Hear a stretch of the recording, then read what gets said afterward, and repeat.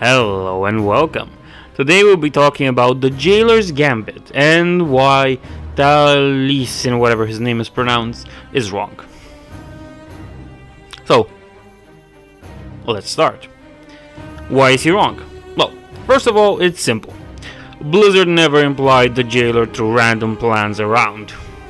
They've quite honestly implied, through voice lines and gameplay, that he is the one that set everything into motion. Everything they have presented and said through interviews just leads to that. So let's look at the few lines that make this chance theory inadequate. Every event set in motion, every pawn put into play. From the Jailer and patch 9.2.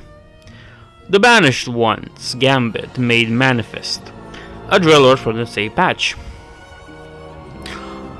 World so twisted by death, a maw with which to crush the Arbiter. Another Dreadlord from 9.2. These quotes indicate that at play there is a larger game, something that was prepared a long time ago. And if we add this to the quote from the developers, that reads, plot threads from Warcraft 3 have been leading us up to this final showdown with the Jailer.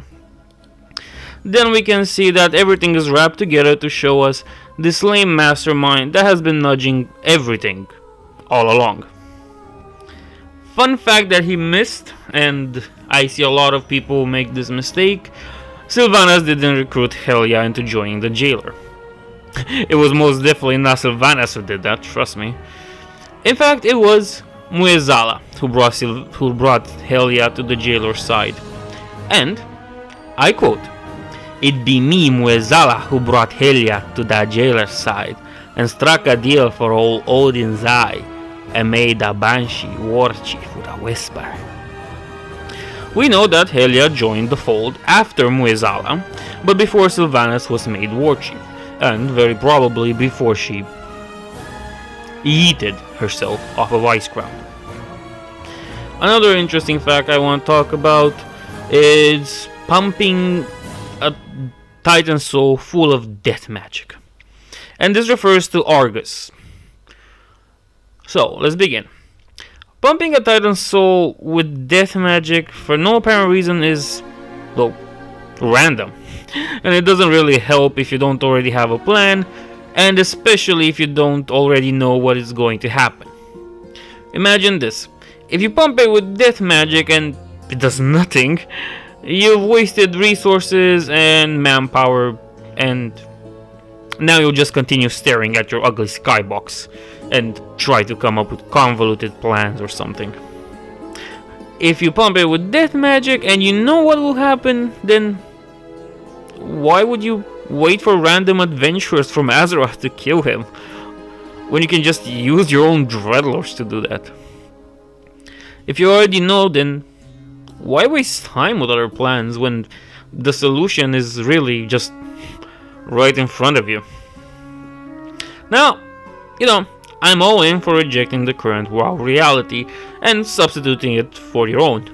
Nobody can ever tell me that Rise of the Horde is not canon, because it's canon to me, goddammit. But the Jailer as a mastermind is the current WoW reality. He is a bad villain that they had to retcon good characters and story to make him seem like a mastermind. Also, let's not talk about plot holes this whole Jailer thing creates, because I spent like 5 hours thinking about the timeline that connects the Jailer to Azeroth from the Helm of Domination through many a hand and into it becoming the Crown of Wills.